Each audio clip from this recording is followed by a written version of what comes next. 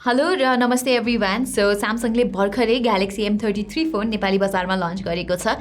यो चाहिँ एउटा मिड रेन्ज फोन हो र यसलाई लास्ट इयरको ग्यालेक्सी M32 को सक्सेसर पनि भन्न सकिन्छ। M32 चाहिँ 4G फोन थियो भने यो फोन चाहिँ 5G हो। सो 5G भएको कारणले यसको प्राइस अलिक बढेर आएको छ। नेपालमा चाहिँ ग्यालेक्सी M33 जम्मा दुईवटा भेरिएन्ट्समा अभाइलेबल छ। 128GB भेरिएन्ट जसको प्राइस 34,000 रुपियाँ हो भने अर्को 128GB भेरिएन्टको प्राइस चाहिँ 36,000 रुपियाँ पर्न जान्छ। र यदि तपाईँ चाहिँ यो फोन किन्ने सोचमा हुनुहुन्छ भने तल दिएको अफिलिएट पार्टनर्सहरूको लिङ्कबाट नै किन्नु होला।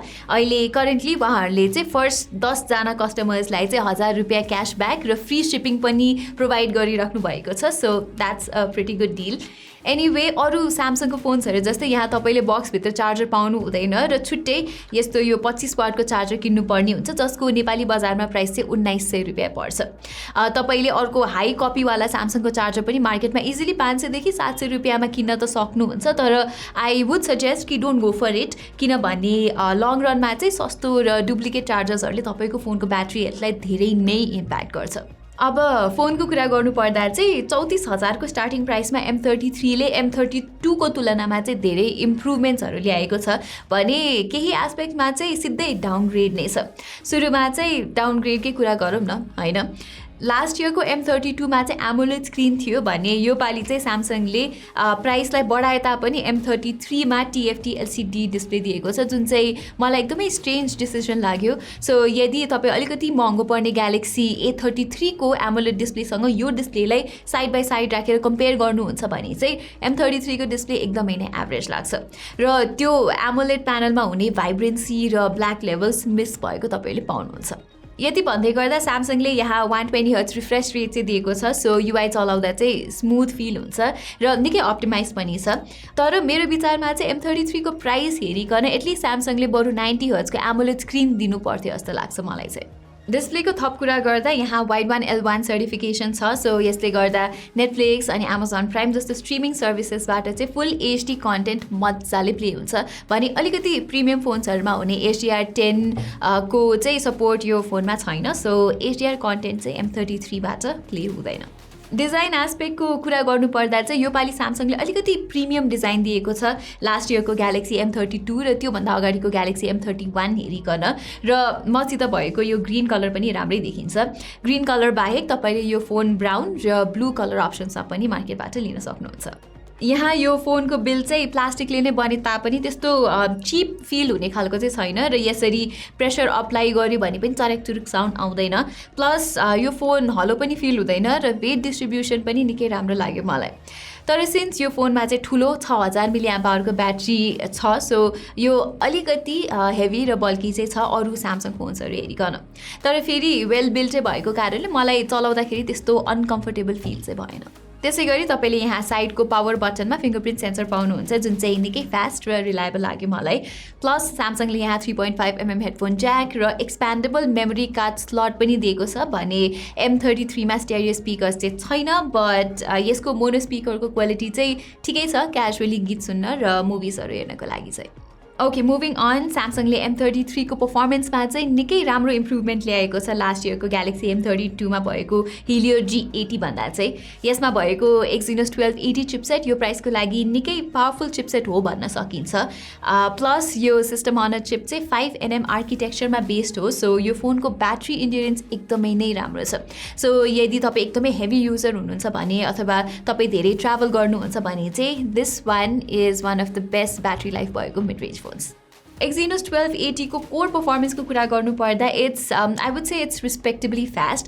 प्लस 120Hz रिफ्रेस रेटलाई स्यामसङले राम्रोसँग अप्टिमाइज गरेको छ। सो निकै रिस्पोन्सिभ फिल हुन्छ। तर Exynos 1280 को गेमिङ साइड भने स्याडली त्यस्तो अप्टिमाइज छैन।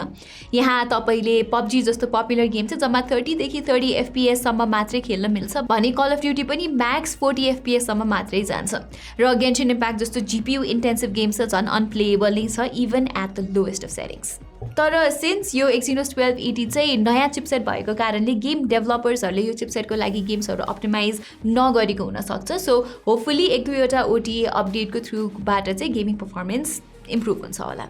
अनि अपडेटकै कुरा गरिरहँदा स्यामसङले ग्यालेक्सी M33 मा 3 वर्षको OS अपडेट र 4 वर्षसम्मको सिक्योरिटी अपडेट्स पनि दिने प्रमिस गरेको छ र यो फोनमा चाहिँ Android 12 out of the box आउँछ so it will get Android 15 सम्मको update which is great for a mid range phone र यदि तपाईँ Xiaomiको अपकमिङ नोट 11 प्रोको कुरा गर्नुहुन्छ भने त्यसमा चाहिँ एन्ड्रोइड 11 आउँछ आउट अफ द बक्स र म्याक्सिमम एन्ड्रोइड 13 सम्म मात्रै अपडेट पाउनुहुन्छ तपाईँहरूले अब फाइनली क्यामेराको कुरा गर्नुपर्दा चाहिँ यहाँ तपाईँले 50 मेगापिक्सलको प्राइमेरी 5 मेगापिक्सलको अल्ट्रा वाइड र दुईवटा 2 मेगापिक्सलको डेप्थ र म्याक्रो लेन्स गरी क्वाड क्यामेरा सेटअप पाउनुहुन्छ अगाडि सेल्फीको लागि भने चाहिँ यहाँ 8 मेगापिक्सलको सेल्फी क्यामेरा रहेको छ मलाई चाहिँ ओभरअलमा यसको क्यामेरा एभरेज मात्रै लाग्यो मैले A33 सित कम्पेयर गरी हेर्दा M33 को फोटोजहरूमा अलिकति शार्पनेसको कमी भएको त पाएँ तर साथसाथै कलर अप्टिमाइजेसन पनि A33 कै राम्रो छ प्लस M33 मा जम्मा 5 मेगापिक्सलको अल्ट्रा वाइड सेन्सर छ सो अल्ट्रा वाइडबाट आउने फोटोजहरू पनि खासै राम्रो भने चाहिँ छैन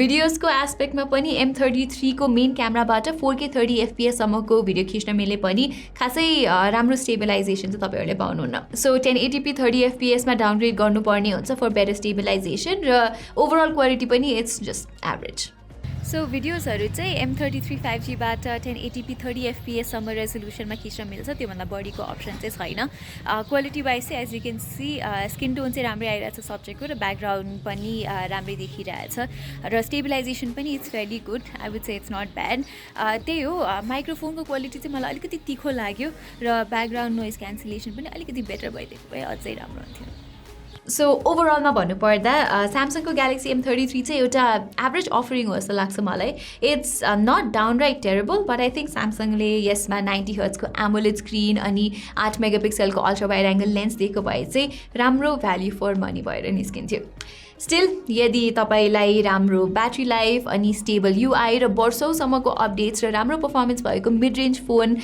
को खोजीमा तपाईँहरू हुनुहुन्छ भने चाहिँ M33 ठिकै अप्सन हो म चाहिँ चाँडै नै M33 र Xiaomiको अपकमिङ नोट 11 प्रो 5G सितको कम्पेरिजन भिडियो लिएर आउनेछु सो त्यो हेर्नको लागि चाहिँ हाम्रो च्यानललाई सब्सक्राइब गर्न नबिर्सिनु होला यदि भन्दै म प्रतिमालाई बिदा दिनुहोस् धन्यवाद